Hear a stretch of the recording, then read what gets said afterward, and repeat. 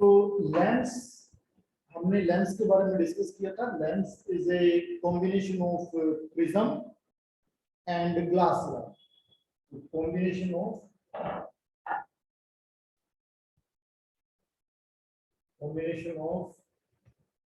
small prisms, small prisms and glass slab.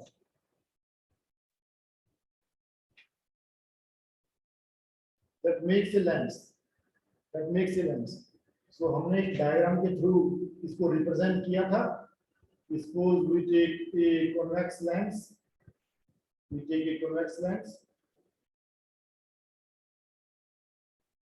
तो इस convex lens में अब हम दिखाएंगे कि इसके अंदर प्रिज्म भी है और इसके अंदर ग्लास स्लैब भी है। तो अगर इसके हम ये थिन लेंस, तो बच्चों आपको जो भी ये स्टडी है, जितना भी फिजिक्स में आप लेंसेज पढ़ोगे, साइंस में लेंसेज पढ़ोगे, एक्चुअली वो थिन लेंस है। थिक लेंस अलग होता है, ठीक है ना, ये थिन है, वेरी थिन। तो अब इसमें हमने दिखाया कि बीच में यहाँ पे इस पोर्शन में ये पोर्शन ऑलमोस्ट फ्लैट टाइप का है, तो ये बन गई हमारे पास एक ग्लास स्लैब, ये बन गई एक ग्लास स्लैब, ठीक है ना। So this is a glass slab. Simran मेरी आवाज आ रही है? Yes sir. तो ये बन गई है ग्लास स्लैब। हमने लिया एक थिन लेंस के बारे में। लेंसेज जो हैं वो थिन लेंसेज हमारे सिलेबस में है, थिक लेंस हमारे सिलेबस में नहीं है। सो हमने एक लेंस को लिया, central portion, light central portion is a glass slab, और अगर हम उसका ऊपर पोर्शन और नीचे पोर्शन देखें, so this portion behaves like a prism. एक छोटा सा प्रिज्म ऊपर भी है और एक छोटा सा प्रिज्म नीचे भी है। सो एक्चुअल में एक लेंस है that is the combination of glass slab and prism. सो ये हमने ग्लास स्लैब को दिखाया और ये हमने प्रिज्म को दिखाया। सो इसका मतलब ये हुआ कि लेंस प्रिज्म के फार्मूले भी फॉलो करेगा और ग्लास स्लैब के फार्मूले भी फॉलो करेगा, राइट। सो ग्लास स्लैब के बारे में हमने पढ़ा है कि अगर हमारे पास ये ग्लास स्लैब है और इस ग्लास स्लैब में अगर लाइट परपेंडिकुलर फॉल करती है with angle I is equal to 0, so we will expect कि R भी 0 होगा, angle of refraction भी 0 होगा। so अगर angle of refraction 0 होगा, so इसका मतलब क्या हुआ, इस लाइट को इस ग्लास स्लैब में सीधा ट्रेवल करना चाहिए, बिना मुड़े इसको सीधा ट्रेवल करना चाहिए, ठीक है। सो ये पॉइंट था A, अब वो आ गई दूसरे point which is called B। अब A पे भी I 0 था, R भी 0 था। अब सेम चीज B पे भी हुई, तो जैसे यहाँ ये नॉर्मल इंसिडेंस था 90 डिग्री पे, तो यहाँ पे भी 90 डिग्री पे इंसिडेंस हुआ। तो यहाँ पे भी B पे भी I is equal to 0 और R is equal to 0 होना चाहिए। तो अगर ये हो जाए तो इसका मतलब क्या हुआ कि अब जब B से ये लाइट एग्जिट करेगी तो इसको फिर दोबारा बिल्कुल स्ट्रेट आना चाहिए, है ना। तो ये केस हुआ अनडेविएटेड लाइट बिल्कुल भी नहीं मुड़ी, अनडेविएटेड लाइट। तो इसको हम लिख सकते हैं अनडेविएटेड लाइट को, डेल्टा कितना हो गया बच्चों यहाँ पे 0, क्योंकि लाइट बिल्कुल भी नहीं मुड़ी। तो लाइट अगर बिल्कुल सीधी चलती है, क्योंकि यहाँ पे एयर है, यहाँ पे भी एयर है, बीच में ग्लास था, बीच में एक ग्लास है, तो एयर से ग्लास में एंटर हुई बिना मुड़े, ग्लास से वापस एयर में आ गई बिना मुड़े। तो इस केस को बोलते हैं delta is equal to 0 means no deviation. तो इसका मतलब बच्चों ये हुआ कि लाइट अगर ग्लास स्लैब पे परपेंडिकुलर फॉल करेगी तो बिल्कुल बिना मुड़े वो वापस आएगी, ठीक है, बिना मुड़े वापस आएगी। तो वहां पे क्या क्या केस हुए, I is equal to 0, R is equal to 0 और डेल्टा भी 0। डेल्टा 0 का मतलब बिल्कुल भी नहीं मुड़ी। डेल्टा 0 का मतलब बिल्कुल भी नहीं मुड़ी मींस कोई डेविएशन हुई नहीं। तो बच्चों इस बात का ध्यान रखना है कि ये सेम चीज डेल्टा इज इक्वल टू 0 हम प्रिज्म में भी यूज करेंगे, हम लेंस में यूज करेंगे। तो देखो अब इसका एक केस समझा रहा हूं लेंस के अंदर क्या होता है।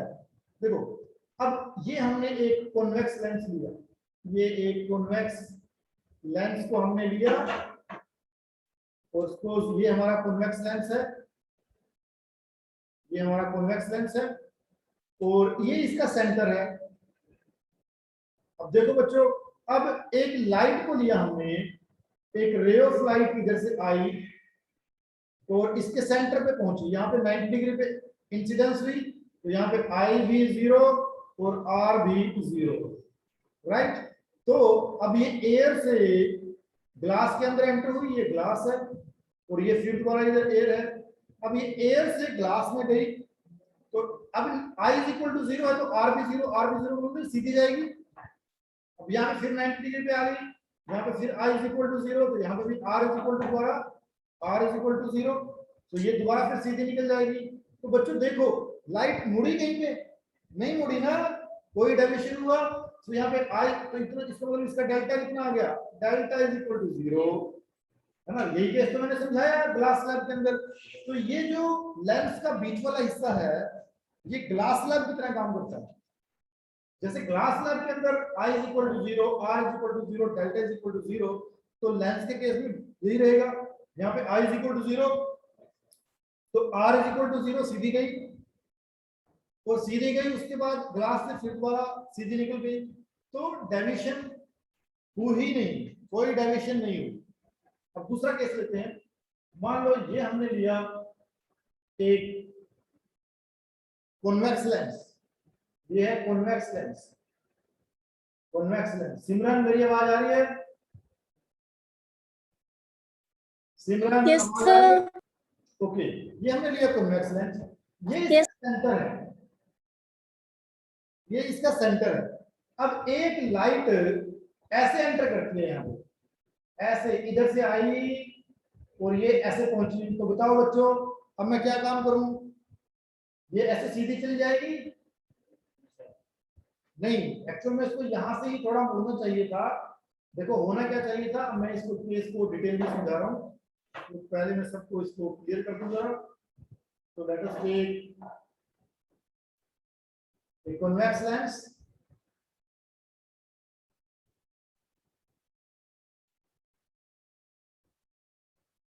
ये इसका हो गया सेंटर।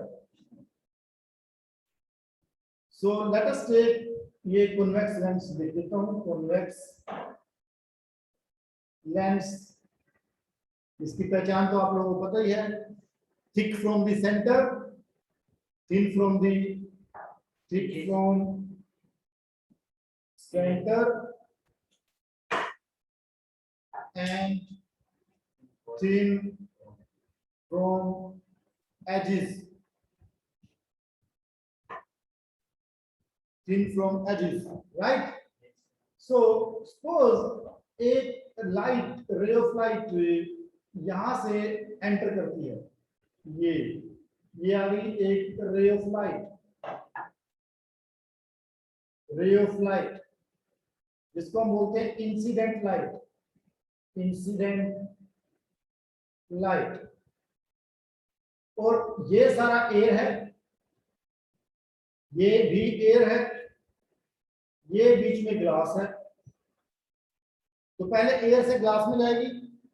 तो बच्चों सबसे पहले हमें क्या करना पड़ेगा, हमें यहाँ पे एक नॉर्मल ड्रा करना पड़ेगा। तो यहाँ पे एक नॉर्मल अगर ड्रा करें तो वो नॉर्मल ऐसे होगा, ठीक है। अब देखो इसको जाना चाहिए था तो ऐसे, सेंटर यहाँ ले लेता हूँ थोड़ा थोड़ा, इसको जाना चाहिए था तो ऐसे, बट रास्ते में क्या आ गया, ग्लास। तो अब क्या होगा, एयर से जब ग्लास में जाएगी bend towards the normal, normal की तरफ मुड़ेगी, तो इसको नॉर्मल की तरफ मुड़ना चाहिए। मतलब कि अब इसको अगर नॉर्मल की तरफ मोड़े तो ये फिर ऐसे मुड़नी चाहिए, ऐसे ऐसे, क्योंकि नॉर्मल तो इधर है ना, ये नॉर्मल है, तो इधर जाने की बजाय इसको नॉर्मल की तरफ मुड़ जाना चाहिए था। तो इसका मतलब क्या हुआ, अब ये यहाँ से बिल्कुल ऐसे सीधी चलेगी और यहाँ पहुंचेगी, बैंड टुवर्ड्स द नॉर्मल, ठीक है, नॉर्मल की तरफ बैंड होके अब ये निकल गई ऐसे। अब यहाँ फिर एक नॉर्मल अगर ड्रा करें हम, यहाँ फिर अगर एक नॉर्मल ड्रा करते हैं, अब ये ग्लास टू एयर जाएगी, अब इसको क्या होना चाहिए, bend away from the normal. अब इसको जाना कैसे चाहिए था, जाना तो इसको ऐसे चाहिए था, ऐसे चाहिए था। अब इसको अगर नॉर्मल से दूर जाना है तो इसको मतलब इसको इधर मुड़ना पड़ेगा, फिर अब नॉर्मल से दूर तो ये हुआ ना, तो ये इधर आनी चाहिए थी, ये अब ये इधर आनी चाहिए। तो देखो एक्चुअल पाथ, एक्सपेक्टेड पाथ क्या था, एक्सपेक्टेड पाथ तो ये है ना, ये ऐसे, और ये तो है एक्सपेक्टेड पाथ, ये है एक्चुअल पाथ, ये है एक्चुअल पाथ, और ये है एक्सपेक्टेड पाथ।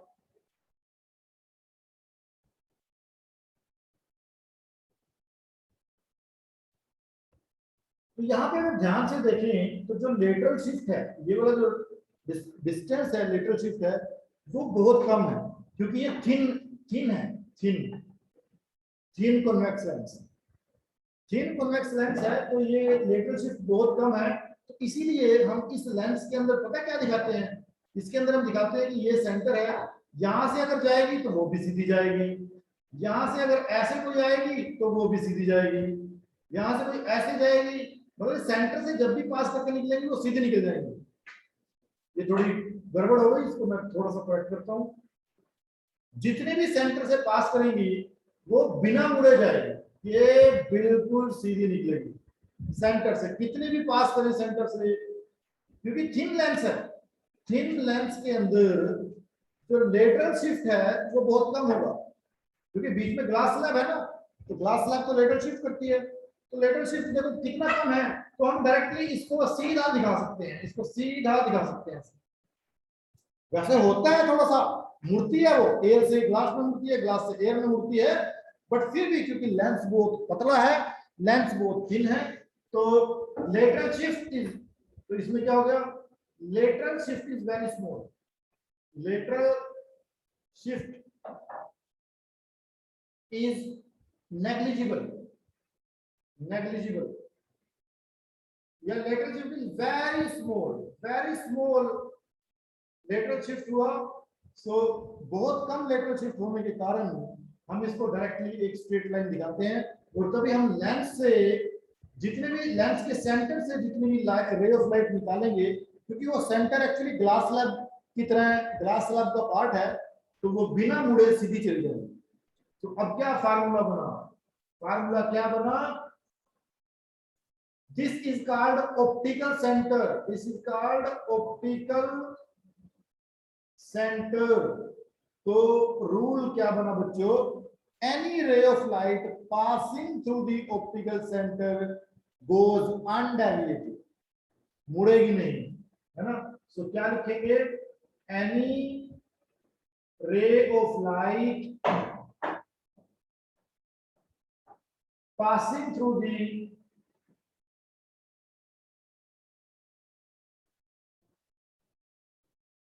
optical center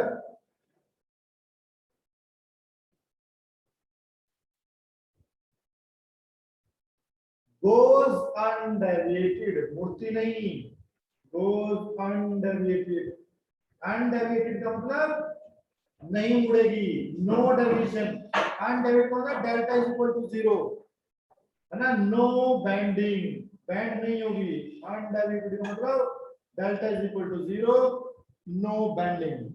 सो कोई भी ray of light optical centre से पास होगी तो दैट विल गो अनडेविएटेड, तभी हम दिखाते हैं कि सेंटर से पास करने वाली हमेशा अनडेविएटेड जाएगी।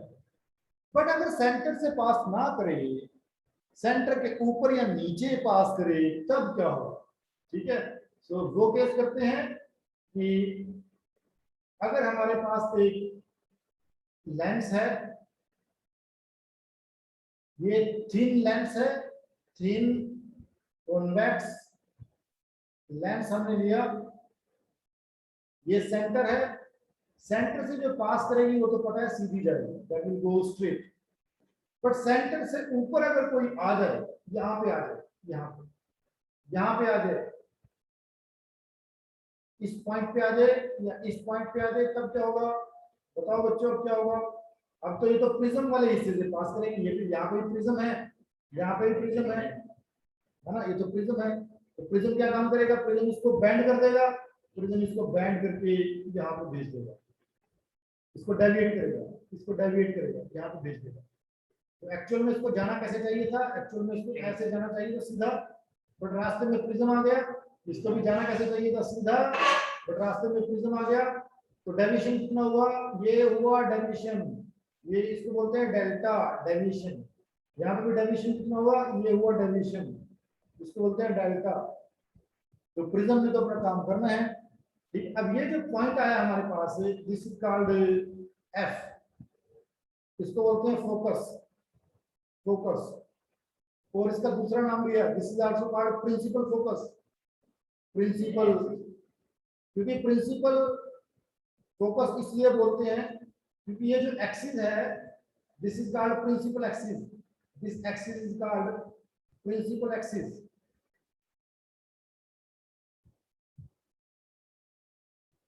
क्योंकि प्रिंसिपल एक्सिस पे फोकस हुआ तो इसलिए इसको बोलते हैं principal focus. And this is called optical centre. Now OF क्या हो गया है? OF distance from the optical centre to the principal focus, this is called focal length, इसको बोलते हैं focal length, focal length. So OF is, ये बन गया फोकल लेंथ, फोकल लेंथ को रिप्रेजेंट करते हैं F, और ये होती है सेंटीमीटर में, ये होती है सेंटीमीटर में, राइट। अब देखो, सो ये थी parallel rays of light, parallel raise.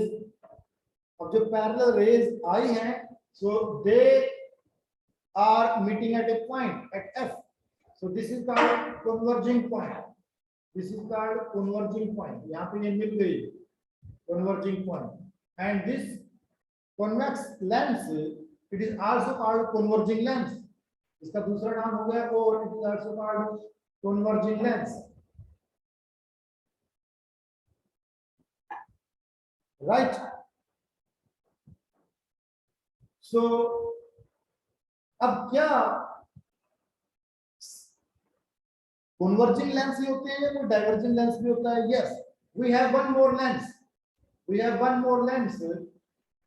So let us take this lens, this is also thin, ये भी एक thin lens को हमने लिया, ये इसका ऑप्टिकल सेंटर हो गया। हमें पता है कि ऑप्टिकल सेंटर से अगर लाइट पास करेगी तो दैट विल गो स्ट्रेट, ये तो स्ट्रेट जाएगी, अनडेविएटेड, ये जाएगी अनडेविएटेड,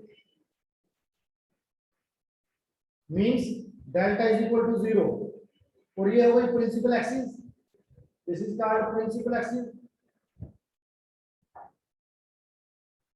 राइट।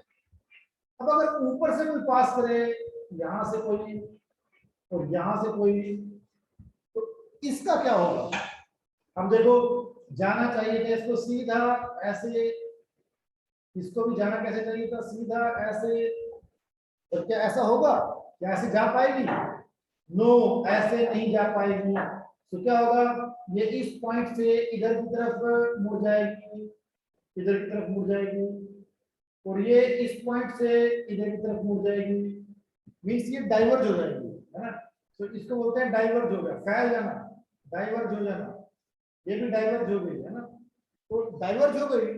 अब देखो, इधर पे ये डाइवर्ज हो रही है, तो अगर इसको हम बैक साइड में प्रोड्यूस करें, इसको बैक साइड में अगर हम लेके जाएं, तो ये इस पॉइंट पे हमें मिलती दिखाई देगी। अगर मैं अपनी आंख को यहाँ पे रखूं, अपनी आंख को अगर मैं यहाँ पे रख के देखूं, ये आंख को अगर हमने यहाँ पे रखा, तो हमें ऐसा लगेगा कि ये जो लाइट है वो इस पॉइंट से निकली है। तो इसका मतलब क्या हुआ? ये पॉइंट मेरा बन गया focus, and this is called principal focus. अगर मैं यहाँ पे भी आंख रख के देखता हूँ, यहाँ पे भी सेम चीज, तो मेरे को ऐसा लगेगा कि ये जो लाइट है ये इस पॉइंट से निकली है, सो जिस पॉइंट से एक्चुअल में निकली नहीं है, निकलती नजर आ रही है, तो ये भी होगा प्रिंसिपल फोकस। ठीक है ना, प्रिंसिपल फोकस। और ये ऑप्टिकल सेंटर, और यहाँ पे भी OF जो हो गया, OF it is called the F, और इसको बोलते हैं फोकल लेंथ। ये हो गया फोकल लेंथ, और ये भी किसमें होगी, सेंटीमीटर में होगी। OF is equal to F centimetre, right. So दोनों केसेस के अंदर जो फोकल लेंथ होगी वो सेंटीमीटर में आ जाएगी।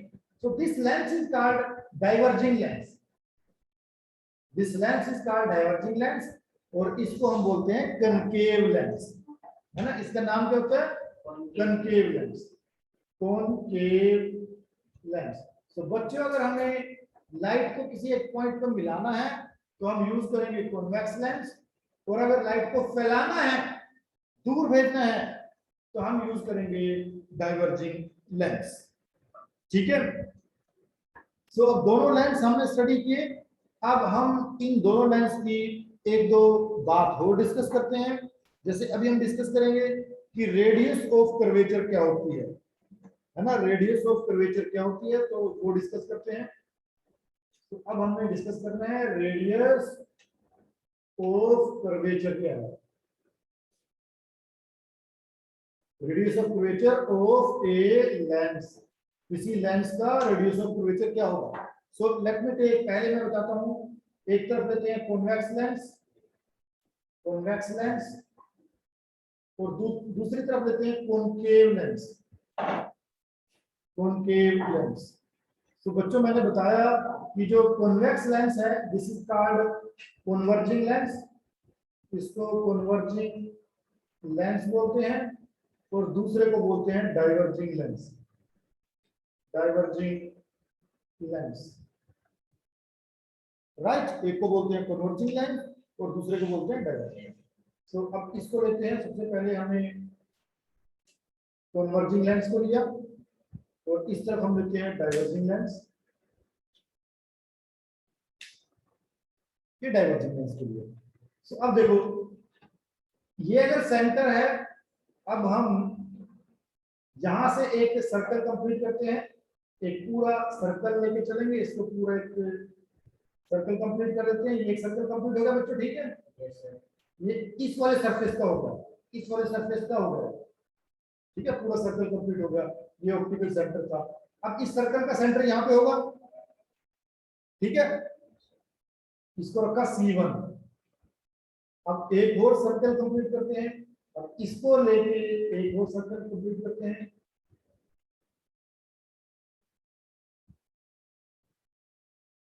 ये एक सर्कल और हमने कंप्लीट किया, क्योंकि लेंस का एक हिस्सा ये था। मैं इनको थोड़ा दिखा देता हूँ, ये मेरा लेंस है,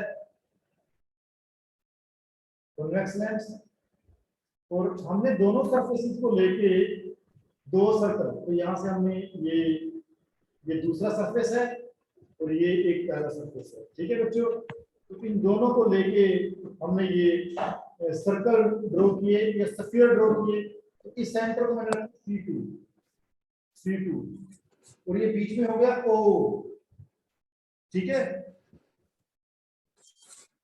राइट। तो ये जो अब हमें बताना है रेडियस ऑफ कर्वेचर क्या है, तो इसको अगर मैं यहां से यहां तक ज्वाइन करता हूं, तो इसको रखूंगा मैं रेडियस R1। तो ये R1 क्या हो गया, radius of curvature, radius of curvature convex lens के लिए। और अगर मैं इसको इसके साथ ज्वाइन करता हूं तो ये हो गया R2। तो यहाँ पे R1 और R2 दोनों रेडियस ऑफ कर्वेचर है, R1 R2 दोनों, मींस ऑप्टिकल सेंटर से इस स्फीयर के सेंटर का डिस्टेंस, ये ऑप्टिकल सेंटर हो गया, O is optical centre, O क्या चीज है, ऑप्टिकल सेंटर, और ये C1 क्या हो गया, स्फीयर का सेंटर। तो ऑप्टिकल सेंटर से स्फीयर के सेंटर के बीच का जो डिस्टेंस है that is called radius of curvature. So R1 and R2 they are called radius of curvature. इस C1 को क्या बोलते हैं बच्चों, C1, this is called center of curvature. Centre of curvature भी बोलते हैं इसको, सेंटर ऑफ कर्वेचर। ऐसे ही C2 को भी हम क्या बोलेंगे, सेंटर ऑफ कर्वेचर। तो समझ में आ गया, सेंटर ऑफ कर्वेचर एक पॉइंट को बोलते हैं और रेडियस ऑफ कर्वेचर उस पॉइंट का ऑप्टिकल सेंटर से डिस्टेंस को बोलते हैं। ठीक है सिमरन, ईशान, समझ में आ रहा है? ऐसे ही हम इसको लेके चलते हैं, ये ऑप्टिकल सेंटर हो गया। अब यहां से एक सर्कल को ड्रॉ करते हैं और यहां से एक और सर्कल को ड्रॉ करते हैं। तो ये डिस्टेंस ले लो, ये हो गया C1, ये हो गया C2। तो ये जो डिस्टेंस है इसको रखेंगे R1 और ये जो डिस्टेंस हो गया इसको रखेंगे R2। तो ये R1 और R2 ये क्या हो गए, these are called radius of curvature, radius of curvature. ठीक है बच्चों। और C1 C2 क्या हो गए, C1 C2 इनको बोलते हैं centre of curvature, centre of curvature. Centre of curvature तो बेसिकली पॉइंट हो गया, सेंटर ऑफ कर्वेचर तो पॉइंट हो गया, ये इस सर्कल का पॉइंट हो गया, ये इस सर्कल का। रेडियस ऑफ कर्वेचर उस पॉइंट का ऑप्टिकल सेंटर से डिस्टेंस, ये ऑप्टिकल सेंटर हो गया O। ठीक है बच्चों। तो हमने, और ये जो लाइन है, ये जो लाइन है ऑप्टिकल सेंटर से जो C को, O को और C1 को ज्वाइन करती है, इन तीनों को ज्वाइन करती है, this is called principal axis, this is called P axis, principal axis. तो इनको ज्वाइन करने वाली लाइन C1 C2 O को ज्वाइन करने वाली line, that is called the principal axis. ठीक है बच्चों। तो आज के लिए इतना ही, बाकी हम अपना नेक्स्ट लेक्चर के अंदर आगे की तरफ चलेंगे। Okay, that's all for